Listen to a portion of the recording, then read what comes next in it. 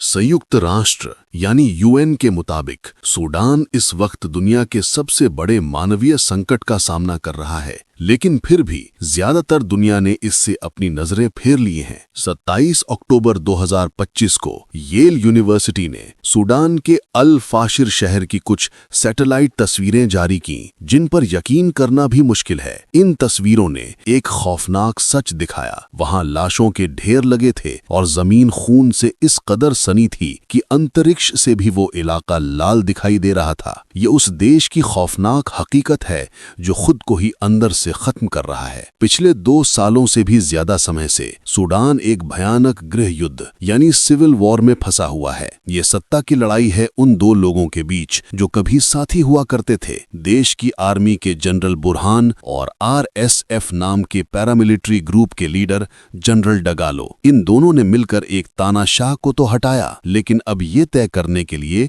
कि देश पर राज कौन करेगा, इन्होंने अपनी बंदूकें एक दूसरे की तरफ ही मोड़ ली हैं। नवंबर 2025 तक ये देश 2 टुकड़ों में बंटने की कगार पर आ चुका है। आर्मी ने खार्तूम पर दोबारा कब्जा कर लिया है और पूर्वी हिस्से को कंट्रोल कर रही है। वहीं दूसरी तरफ RSF ने लगभग पूरे पश्चिमी इलाके पर अपना कब्जा जमा लिया है। लेकिन पश्चिमी हिस्से में और खास तौर पर दारफूर में ये लड़ाई अब सिर्फ पॉलिटिकल तक सीमित नहीं रही है, ये एक एथनिक क्लेंजिंग बन चुकी है। RSF वहां के मूल निवासी गैर अरब कबीलों को निशाना बना रही है और 2003 के उस भयानक नरसंहार को दोहरा रही है। आखिर ये युद्ध रुक क्यों नहीं रहा? इसका जवाब है सोना। सूडान अफ्रीका का तीसरा सबसे बड़ा गोल्ड प्रोड्यूसर है। UAE, रूस और ईरान जैसी विदेशी ताकतों पर आरोप हैं कि वे इन संसाधनों और व्यापार के रास्तों पर कब्जा करने के लिए हथियार देकर इस आग को और भड़का रहे हैं। इस लालच की कीमत आम जनता को चुकानी पड़ रही है।